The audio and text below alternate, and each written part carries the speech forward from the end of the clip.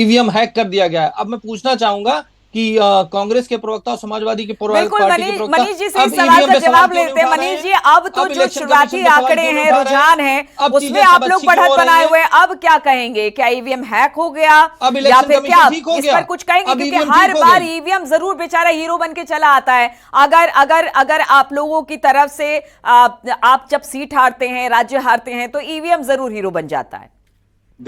बहुत अच्छा और माकूल सवाल पूछा, और इसी तरह का सवाल हमारे राष्ट्रीय अध्यक्ष श्री अखिलेश यादव जी से मीडिया के लोगों ने पूछा था 2024 के लोकसभा चुनाव के परिणाम आने के बाद से।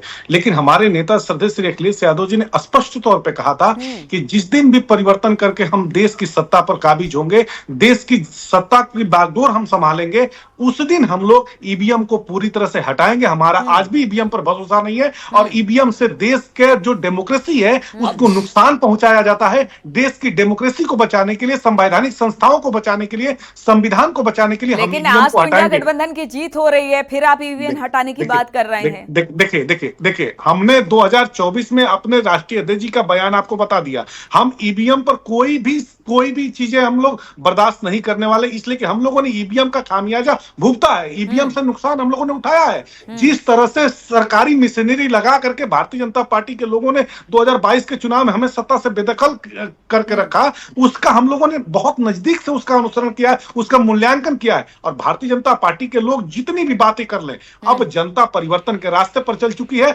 अब आपका कहीं पर भी कोई नुमाइंदा दिखने वाला नहीं है, चाहे वो विधानसभा क्षेत्रों में, चाहे लोकसभा क्षेत्रों में, चाहे देश की सत्ता में, चाहे राज्य की सत्ता में। अब आप लोग का विदाई का समय है। 10 वर्ष का शासन आप लोगों ने। चलिए ठीक है, तो इंडिया गठबंधन इस वक्त, अगर जम्मू कश्मीर और हरियाणा की बात की जाए, तो इस वक्त आगे दिखाई दे रहा है, बीजेपी यहां पर पीछे दिखाई दे रही है शुरुआती रुझान में, और इसी को लेकर इंडिया गठबंधन और कांग्रेस में जबरदस्त उत्साह दिखाई दे रहा है। इस खबर पर लगातार हमारी नजर बनी हुई है, कहां कहां कितनी सीटें, कौन आगे चल रहा है, कौन पीछे चल रहा है, लगातार ये हम अपने चैनल के माध्यम से आप तक पहुंचाए रहेंगे। आप सब हमारे साथ बने रहिए। आप सभी मेहमानों का बहुत बहुत शुक्रिया इस डिस्कशन में हमारे साथ जुड़ने के लिए।